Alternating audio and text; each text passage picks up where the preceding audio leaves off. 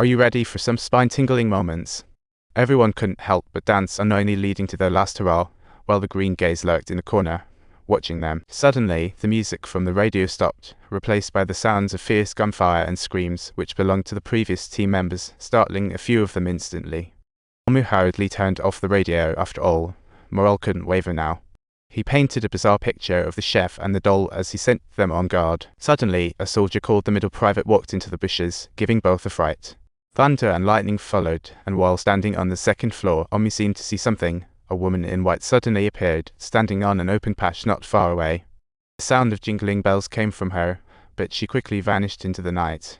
The next day, a soldier supposed to be on guard at 6 suddenly reported that the soldier, referred to as the middle private, was missing. Chen Shang immediately blew his top. He kicked her over, insisting she go find him quickly, while the man sauntered out and plopped down on the stairs, grumbling. He ordered the coffin guy to go searching first, joking that when he returned to Seoul, he'd help her find a handsome house. At that moment, a drop of blood suddenly fell from the sky, and as the two looked up, a ball of sauce splattered right on the man's face. It was then they realized that the previous night's middle private had mysteriously hung from the ceiling, leaving the man speechless in horror as the squad put the middle private into the fruit bag. Omu dropped his name tag, and everyone felt baffled there wasn't even an enemy around. How on earth had the middle private been killed without anyone noticing? As they continued searching the area, they stumbled upon something in yesterday's rubble. Yesterday's village was restored, and his death might be linked to this mysterious person. Sergeant Chen instructed them to set a trap here, eager to discover who was pulling the strings behind the scene. That night, Omu finally contacted headquarters, but after he reported the middle private's death to the colonel, he got an earful for his troubles. The colonel dropped a bombshell. The middle private was actually the last missing team member. Amos group consisted of 9 people in total. With the middle private, it now made 10, causing the entire squad to freak out. If a middle private joined, why wasn't anyone aware? When did he appear? It was bizarre. The group started to recap, and Kwon's brother mentioned that when they first landed, the camera guy suggested a group photo, and that was when the middle private seemed to pop up. There were 9 of them. Somehow, an extra person for the photo appeared, likely the missing middle private. They clearly recalled not spotting the middle private at the dock. You might wonder, how could they not notice an extra person? Well, they might genuinely have not known.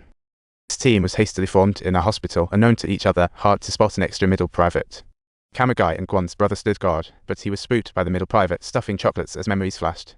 In front of him was the helmet guy, whom Kwon's brother had spotted earlier. He must have asked the camera guy to buy him a camera. The camera guy lied, claiming the camera hadn't arrived yet, prompting the helmet guy to join the searching team first. This was the missing team that Omu and the others were looking for, and now the camera had fallen into the camera guy's hands. Back with Omu, thunder crashed again as the woman in white reappeared, and without a second thought, he followed her.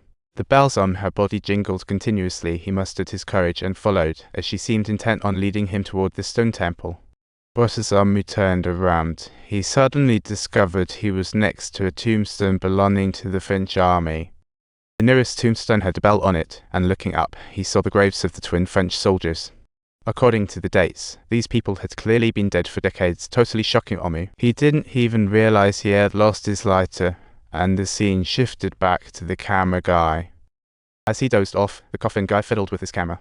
Waking to find it missing, he snatched it back, saying it cost 4 months' salary.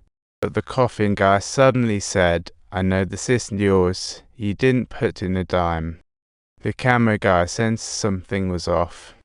He pulled off the other's hat only to realize it wasn't the coffin guy at all, sending him running in panic. Meanwhile, the real coffin guy was still sprawled there, utterly oblivious to the camera guy's embarrassment. It seemed the camera guy lost control, crashing into the rubble. Suddenly, a clear sound of bells rang out behind him, catching his attention. It was indeed the helmeted guy. This was the previously mentioned missing team member. Suddenly, an explosion rang out in the building.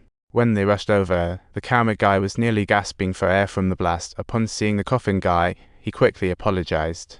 He explained it wasn't intentional and he didn't want to die, but with his shoes blown off, he ultimately took his last breath under their watchful eyes.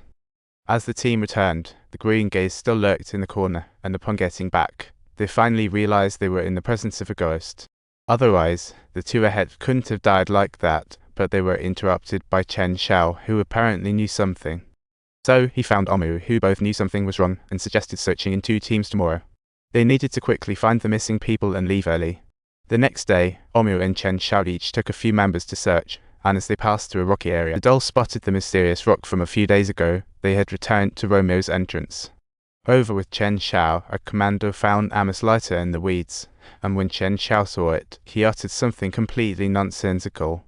Then, while everyone was distracted, he tossed out the name tag of the last missing team, cleverly directing the soldiers to search behind. Sure enough, they found the name tag he had thrown out. The poop-cleaning Chen Xiao worked under a hidden command, and if they didn't find the missing team, don't forget to like and subscribe.